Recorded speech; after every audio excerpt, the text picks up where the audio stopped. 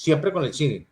Y hoy tenemos al maestro Joan, que vamos a hablar de todo, porque él sabe de todo.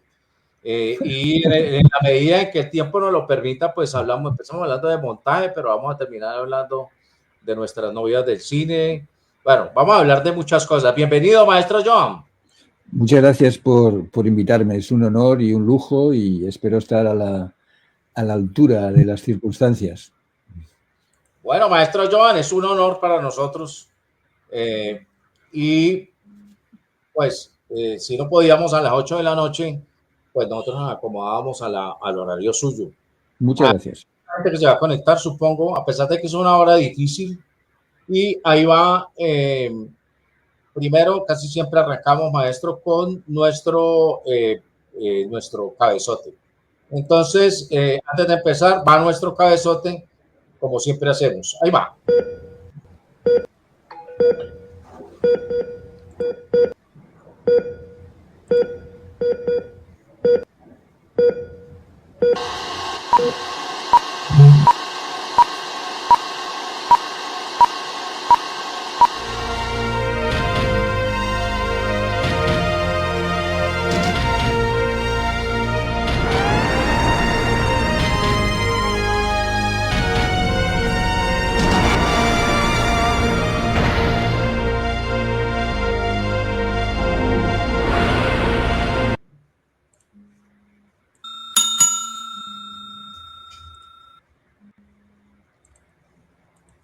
Bueno, maestro, este era nuestro pequeño cabezote. Aquí está un chat privado donde está, acá donde dice privado chat, solamente lo vemos los dos, maestro. Ahí está el enlace, si usted lo quiere compartir. Bueno, y como aquí somos escueleros, bueno, en Colombia, maestro, ¿usted es catalán, maestro John? Soy catalán, pero he estado unas 7 u 8 veces en Colombia. Es decir, conozco un poquito Bogotá, sobre todo el centro, el barrio de la Candelaria. He estado también en la privilegiada Cali. He estado en Cartagena de Indias. Conozco muy poco Santa Marta, pero algo también. Sobre todo Bogotá. Y he conocido Pero sí, usted estaba en Cali, ¿no? Según me dijo. He estado en Cali, sí, he estado en Cali, en el Festival de Cali del 2018. Ahí conocí a Luis Ospina, que fue un privilegio para mí. Además, él estuvo en el lanzamiento de mi libro de montaje en Bogotá, en la librería Arte Letra. Y gracias a una amiga común que se llama Adriana Villamizar, que es cineasta, es guionista, profesora de guión, pude acceder a conocer a Luis Ospina, a estar en Cali, a conocer esa muy bella ciudad. En fin, la verdad es que en cualquier momento me gustaría volver a Colombia. No conozco la inmensa mayoría de este enorme país, que es el doble de España, más o menos, pero sí estas ciudades, Bogotá, Cali. El maestro Tomás Corredor, no sé si has visto la película de Tomás Corredor que se llama Bueno, Noviembre. Tomás Corredor es un amigo. No he visto la película, pero conozco el guión, puesto que asesoré a Tomás Corredor sobre ese guión cuando tenía un título anterior, Miércoles de Ceniza. Luego se ha llamado Noviembre. Tomás Corredor, solo puedo hablar bien de él. Es decir, él ha corrido, incluso podríamos decir que ha corrido riesgos al hacer esta película. Sé que ha habido polémica con algunos asuntos que felizmente, bueno, no sé si felizmente se han resuelto o no. Sé que ha habido como censura de algunos diálogos. Repito que conozco el guión, conozco el caso, el asalto al Palacio de Justicia, que es bueno, como en todos los países hay traumas parecidos, y desde luego en España tenemos una colección de ellos, ¿no? Entiendo que el asalto al Palacio de Justicia, sobre todo para la gente que lo vivió, en el caso de Tomás Corredor era un niño apenas, pero como tantos colombianos, bueno, arrastra con ese recuerdo trágico, bueno, con toda la problemática, el asalto, el bombardeo indiscriminado, enloquecido, la muerte de tantos magistrados. Es un caso durísimo, y yo creo que el punto de vista de Tomás Corredor sobre la película, el tomar como como motivo visual y argumental el baño, en donde van a refugiarse gente de distintas clases sociales, como las limpiadoras o los magistrados y los llamados terroristas, cuya intención se vio desbordada por los acontecimientos, ¿no? Creo que es un muy buen punto de partida y estoy deseando ver la película. De hecho, he visto partes de la película, pero no la he visto entera ni mucho menos. Sí, la sometieron a censura, es una lástima. Ustedes en España vivieron el franquismo. Sí, sí. Las películas, ¿no? Cuando el poder cree que silenciando una película van a cambiar la historia, una película de ficción además. Sí, ¿Sabes qué? Me acordaba de un amigo que se separó y cogió las fotos físicas y entonces le echó tijera a la mujer. Y entonces quedó el hueco. Pero yo le decía que era peor. Digo, ¿qué había ahí? No, era mejor que lo hubiera dejado. Me parece que quitarle un diálogo, porque le quitaron un diálogo, era un diálogo como de unas 5 palabras. Lo que hace es lo que hacía el amigo, recortando la silueta, porque todo el mundo va a preguntar, ¿y qué decían ahí? Y en internet estaba repartiendo la frase de lo que decían ahí. Entonces cada uno hace su montaje en la cabeza y ya. Claro.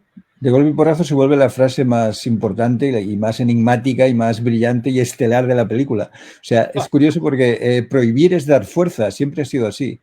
Y yo confío en que esta polémica le vaya bien a la película, le vaya bien en el sentido de que genere curiosidad y genere interés e incluso críticas en positivo. ¿Tú la has visto, José? ¿Cuál? ¿La de noviembre? Noviembre, sí.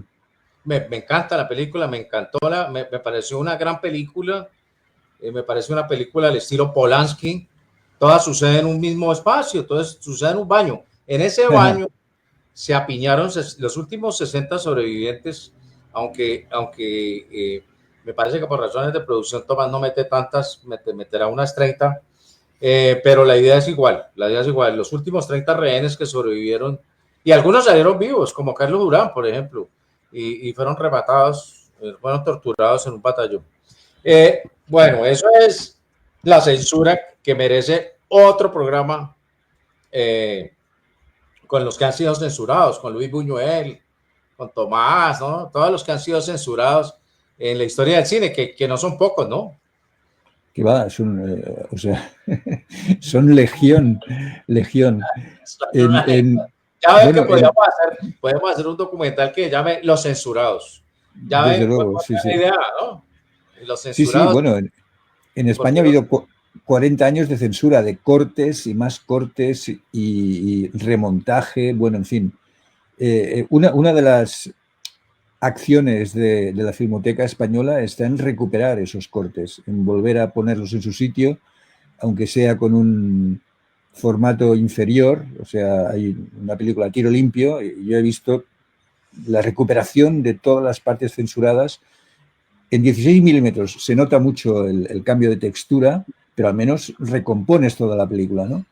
Bueno. Cito ese ejemplo entre otros mil. Yo pero creo claro, que Noviembre es una película que sobrevivirá a pesar de la lectura, de la censura, sobrevivirá por ahí con una copia que guarda el uno, que guarda el otro, y finalmente la censura no podrá hacer mucho para esa correo de las brujas que a veces nos inventamos nosotros. Censurarla es una tontería, lo que le hicieron fue publicidad gratis. Bueno, maestro. Yo creo que sí, publicidad gratuita, sí. Bueno, maestro, el invitado de hoy tiene 2 libros muy bien reseñados, el montaje cinematográfico del guión a la pantalla, y uno que me interesa mucho, que no lo conocía, pero voy a conseguirlo, Las muertes creativas del cine, porque, maestro, a propósito, hay 2 cosas que me encantan del cine, tanto los besos como las muertes.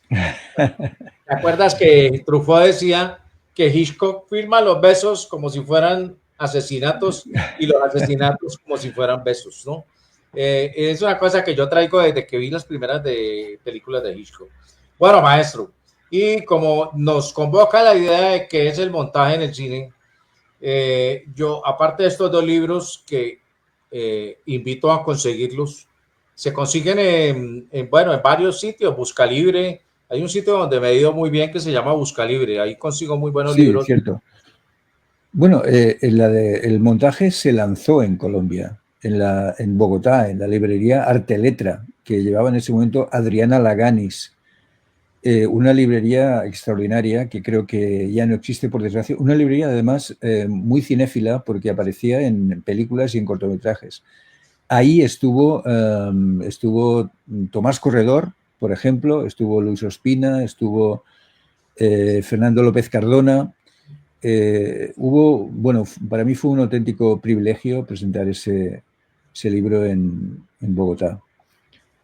Se había Bueno, presentado, previamente se había presentado en Ciudad de México, en el CSC, en el Centro de Capacitación Cinematográfica, y prácticamente en el mismo año, en el 2014 y 2015, se lanzó en Ciudad de México y en Bogotá. O sea, para mí, vaya, un auténtico lujo. bueno, maestro, quiero empezar con el tema del montaje con dos autores. El primero, Hitchcock, que decía que lo más apasionante, lo que a él más le gustaba, era justamente cuando iba a armar toda esa cinta. Y el segundo, pienso en Kubrick. Kubrick decía una cosa que me encanta, y es que el cine es una sucesión de robos, a la música le robó. Y Martin Scorsese corta 3.000 veces o 5.000 por película. O sea que todo esto depende de cómo se quiera contar. De cómo se quiere contar. El corte es siempre un truco. Es un truco. Esto lo dijo George Albert Smith, que es un cineasta de los primeros tiempos, que fue uno de los primeros en cortar, en 1900. Y cuando fueron a reconocerle su trabajo muchos años después, dijeron, usted fue el primero en cortar, usted hizo planos subjetivos, usted es un genio. No entendía lo que decía. Él era mago, prestidigitador, y al final dijo, claro, claro. Pero eso eran trucos. El corte es un truco. Bueno, un truco. un paréntesis, resulta que, no sé, tal vez la Mossad nos tiene chuzados, entonces sí se cayó la transmisión de Facebook, pero gracias a los mensajes que me mandaron por WhatsApp, ya la restablecí. O sea que nos cayó de perlas porque estamos hablando de cortes y es la primera vez desde que este programa existe que hay un corte. Entonces, me parece maravilloso, muy pedagógico, ¿no te parece? Me parece brillante. Vamos. Es más, bueno, le ruego nos disculpen, yo creo que el maestro, ¿cómo se llama el dueño de Facebook? Zuckerberg, sí. de pronto no le gusta mucho el montaje, ¿no? Y por esa razón nos tumbó. Le cuento una anécdota de Bertolucci en el Festival de Cine en Cartagena. Siempre a estos grandes los buscan los chicos para decirle, mire mi película, ¿no? Mire. Y a este hombre se le aparecía, mire mi película.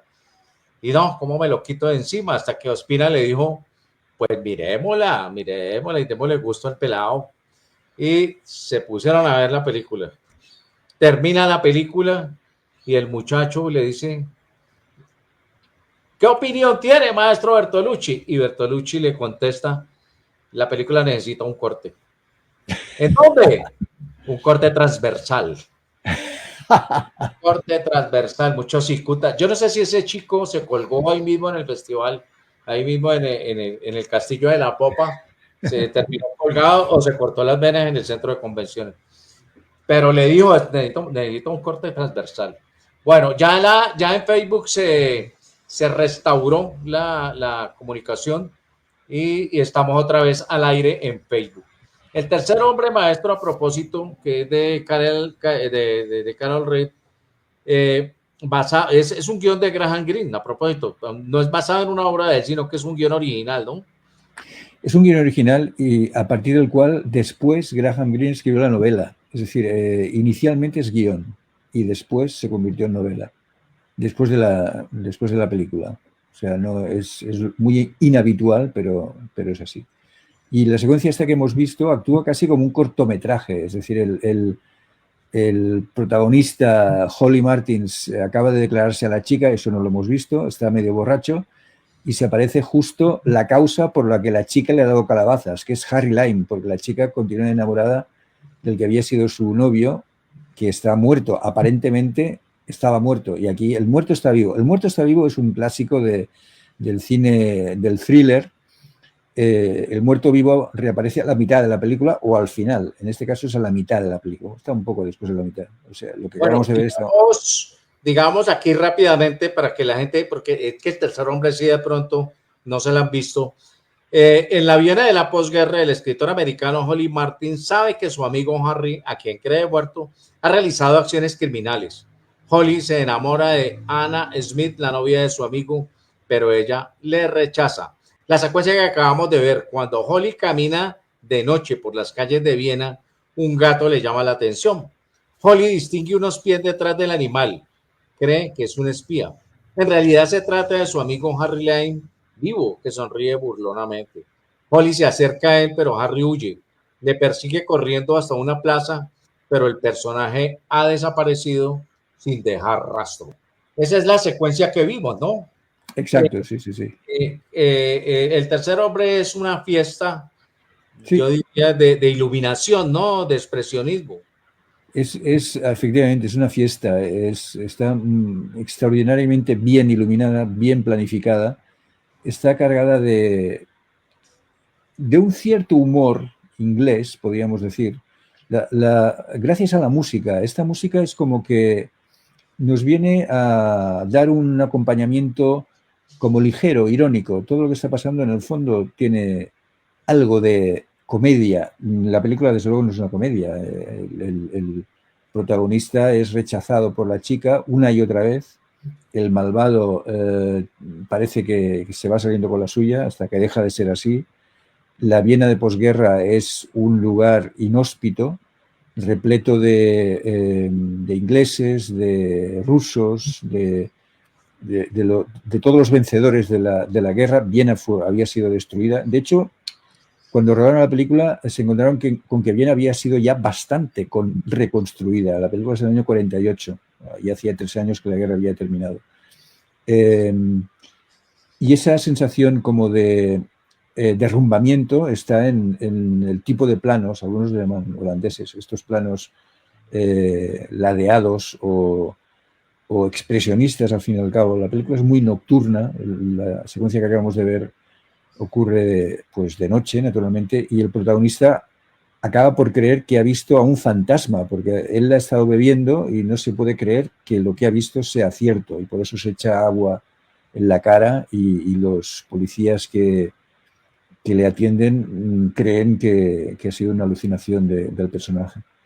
Es casi un cortometraje en sí mismo, con planteamiento de desarrollo, clímax y desenlace.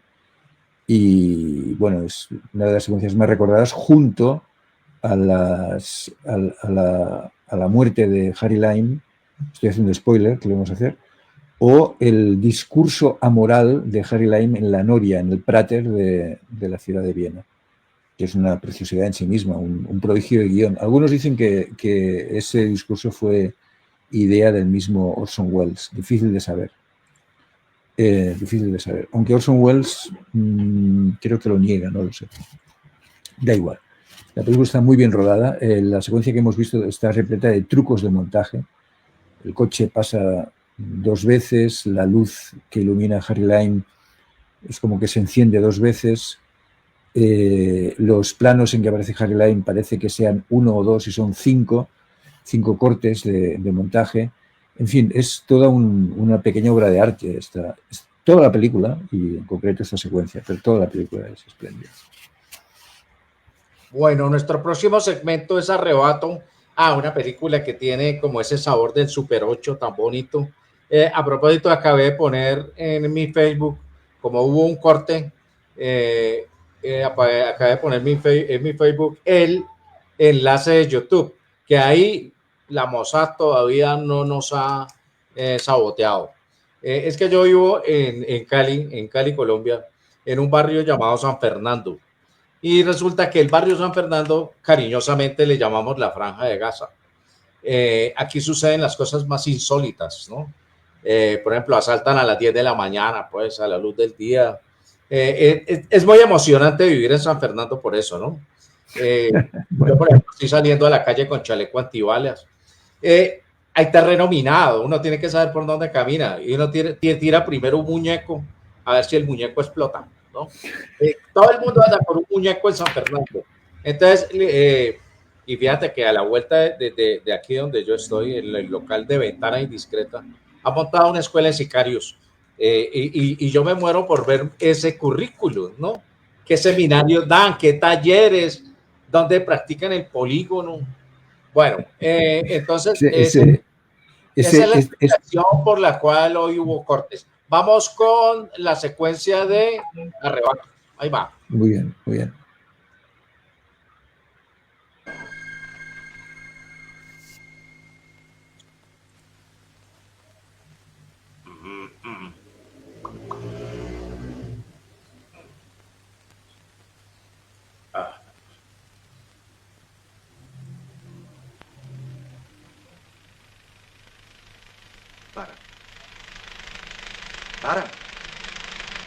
¡Para! Y ahora retrocede, por favor.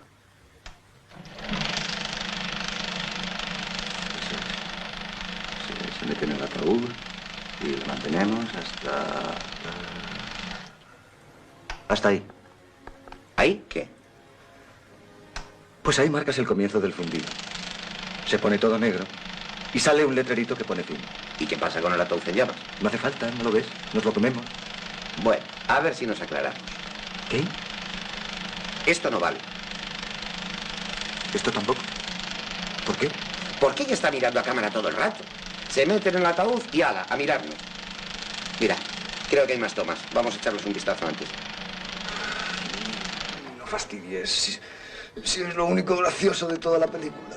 Venga, que ya es la hora. ¿Nos vamos? No, déjalo. Me quedo. Hasta el lunes. Hasta luego.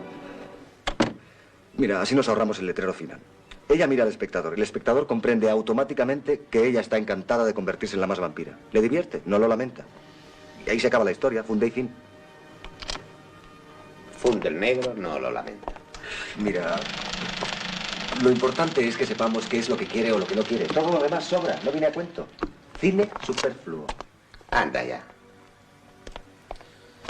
José, no te entiendo. No te entiendo para nada. Estás tú muy raro. Mira, si vamos a trabajar así, te garantizo que te cargas la película. Que por cierto, hasta hoy tenía buena pinta. Hasta hoy. Mejor que La Maldición, desde luego. Y hay que ver lo contento que estabas entonces. ¿Tú crees? Hombre, lo que yo te diga. Lo que pasa es que acababas de enrollarte con Ana y estabas chocho. No te jode. ¿Qué pasa? ¿Que esa historia ya...? Nada, ¿no? Mira, José, perdona que insista, pero esto no son formas. Terminasteis el rodaje ayer, has conducido toda la noche, llevas todo el día metiendo la pezuña. ¿Te ves esta otra toma y a dormir? Que no quiero otra toma. No quiero más que lo que hemos visto con el fundido marcado donde te he dicho. Muy duro, sí, señor. No hay problemas. Fundido, te lo fundo. Encadenado, te lo encadeno, faltaría más. Pero oye, no me vengas el lunes que quieres la cena al murciélago, el ataúd en llama y que el cine es esto y lo otro. Que ya me tienes tú, ya hasta lo... ¿El cine? ¿Qué cine? Yo me cago en el cine. Ya, no hace falta que lo jures, empieza a oler. Desde luego. ¿Y por qué? Porque en definitiva, no es a mí a quien le gusta el cine, Sino al cine. sino al cine a quien le gusto yo. Que te den por culo. Bueno, esta era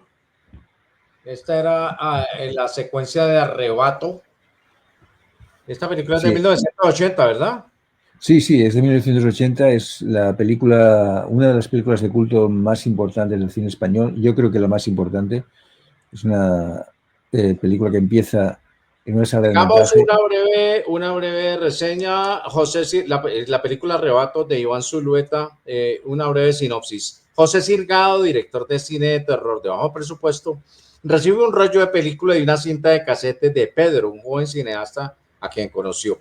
La audición de la cinta y el visionado del film en Super 8 de Pedro conducen a José a seguir el mismo camino que su amigo, morir absorbido por la cámara de cine para acceder a otra realidad. Esta secuencia tiene un encanto, ¿no? Que es como el corte que se hacía en el cine. Ya no se hace eso porque ya Bueno, se edita. esto, si quiere alguien estudiar cómo se montaba en celuloide antes de que la revolución digital terminara con esto en los años 94, 95, 96, 97, que vea esta película, porque es como, aparte de contar una historia, sirve como documental de montaje de celuloide, de film, de película. Film quiere decir película, montaje de película. Vemos al montador como marca con lápiz graso el punto que le indica el director, cómo indica cómo debe hacerse el fundido. El director le dice, hágame aquí un fundido. Y dice, un fundido, yo te lo fundo y tal. Y con lápiz graso y una regla marca la longitud del fundido, que es lo que después en el laboratorio tienen que hacer según la indicación del montador. Vemos cómo previamente ha estado enrollando película, cómo están viendo película en una moviola vertical. En fin, es como una especie de documento de cómo se montaba. Por eso lo he escogido, aunque en esta película se pueden escoger muchos momentos, como las partes de Super 8, la muerte, lo siento por el spoiler, del protagonista, que no es una muerte, es casi una muerte con resurrección incluida, etcétera. Es una película de cine sobre cine, una maravilla además, da gusto de ver, extraña, imprevisible, en donde aparece, es como un homenaje al cine subestándar, al cine en Super 8. El director de cine profesional está desencantado de la vida y en cambio el cineasta amateur verdaderamente tiene ataques de placer, de arrebato, con sus propias filmaciones en Super 8. Repito, es como un homenaje al cine marginal, subestándar, amateur, llámalo como quieras, muy por encima del profesional. Es como los amateurs, los cineastas amateurs se sentían durante mucho tiempo. Hoy parece que amateur es una palabra despectiva. Inicialmente era referida a los verdaderos cineastas, los que hacían libremente cine sin tener que limitarse por el rendimiento comercial, ¿no? Entonces, bueno, Arrebato tiene estas características, aparte de la citada del documento de montaje en celuloide. Bueno, maestro, hablando en términos generales, porque este ya era el último segmento, y para rematar, yo hablo mucho con los editores y recuerdo el documental, no sé si lo recuerdas, que se llama La magia del montaje, donde entrevistan a The Matchmaker y a los montajistas de Scorsese, de Tarantino, y ellos dicen una cosa, casi todos están de acuerdo en un detalle, y es que el editor o el montajista no debe ir al rodaje para que no se enamore de escenas. Entonces, por ejemplo, Thelma Shoemaker dice, que es la montajista de todas las películas de Scorsese, dice, mire, el problema es que el director se demoró un día haciendo un plano bellísimo, él quedó extasiado, pero yo puedo llegar a concluir en la sala de montaje que por muy lindo que sea y por mucha plata que les haya costado ese plano, no dice nada dentro de la película y yo les digo, yo lo dejo afuera. Y claro, entonces, ¿cómo así? ¿Qué tan bonito que era el plano? Nos gastamos un día, mire todo el... Sí, pero no dice nada dentro de la narración. Casi todos caen o están de acuerdo en decir que no se debe ir al rodaje precisamente para evitar eso y para tener una distancia con el material. Cierto, y es un punto de vista que me parece muy lógico y muy razonable y verdaderamente útil.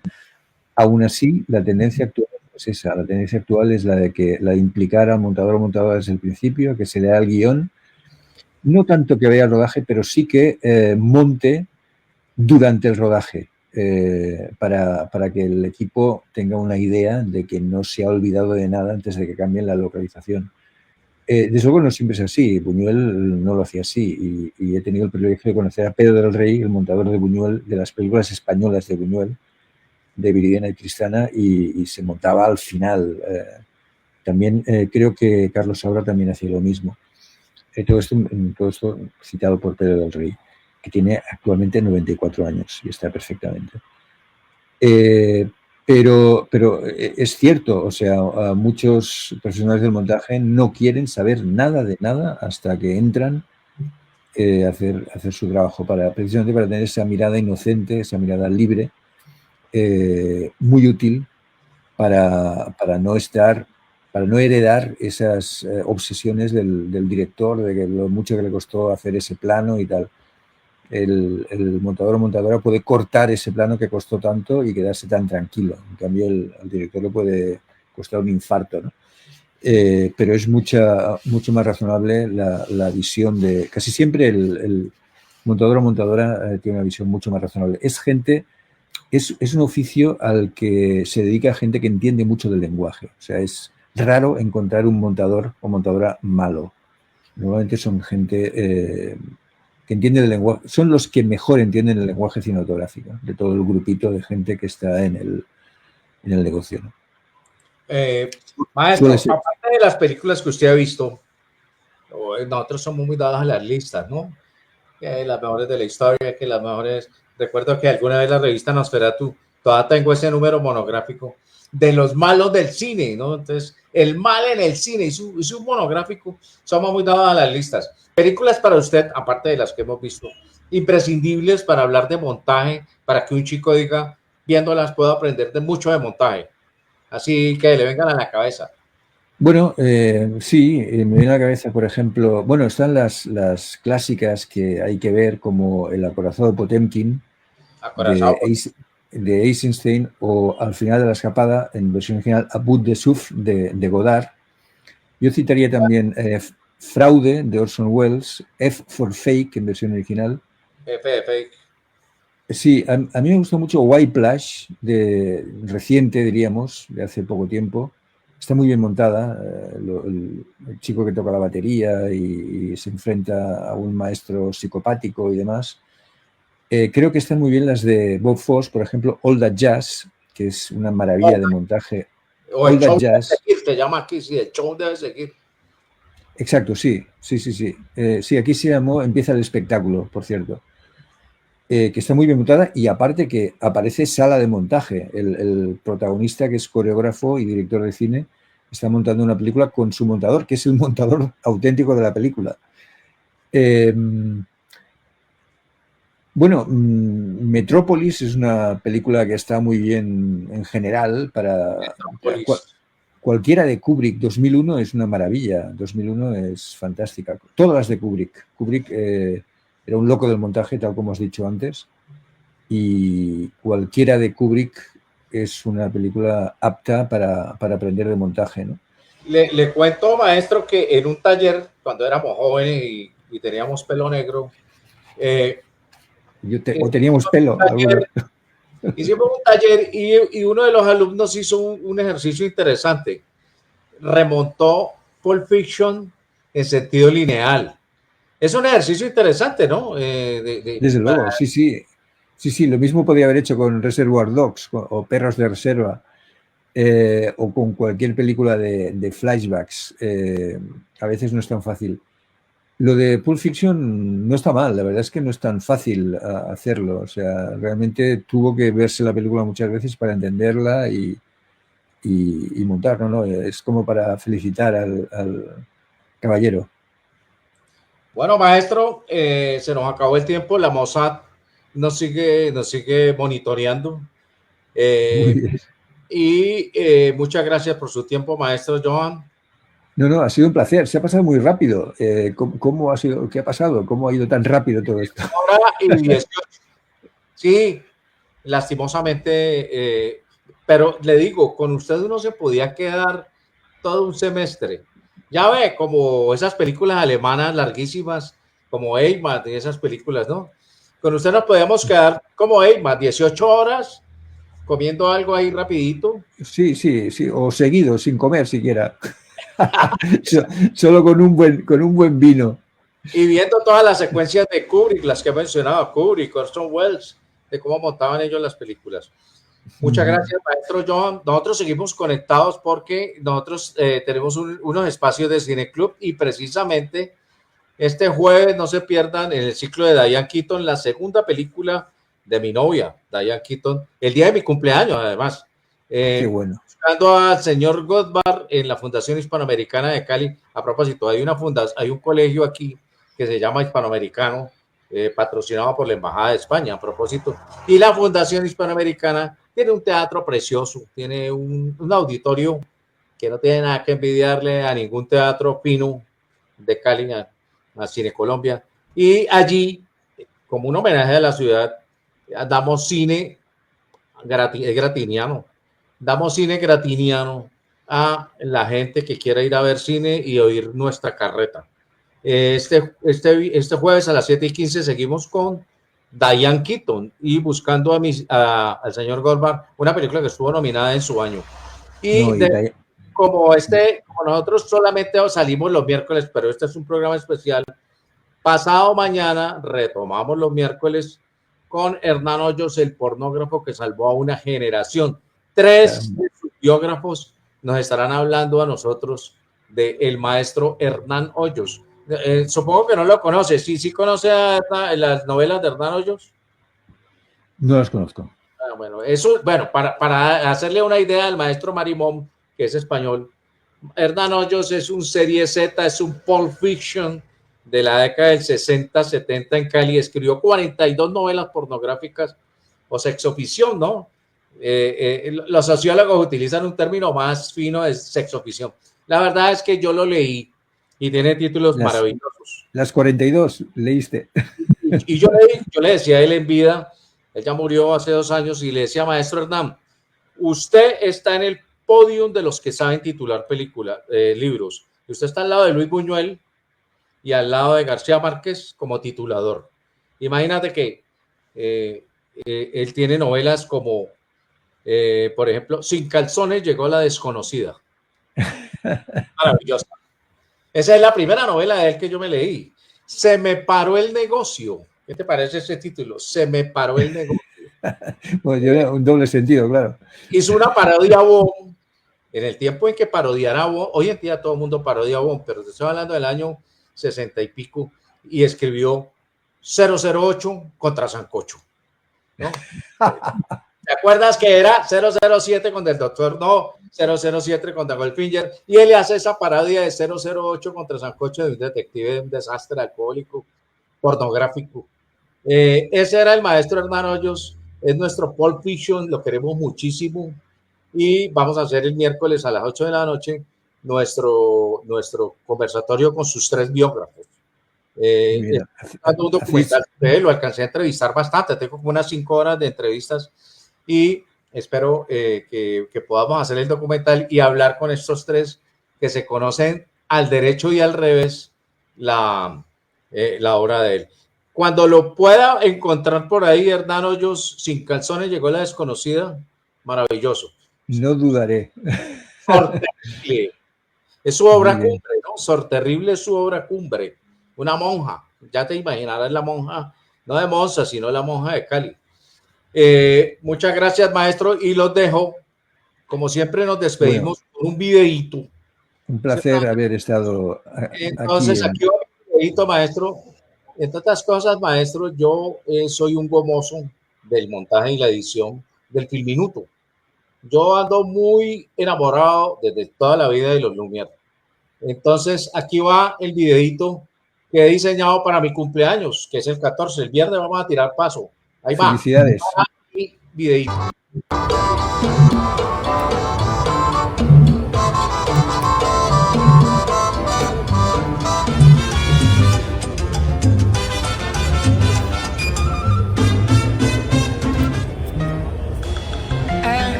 Mi angelito de Puerto Rico.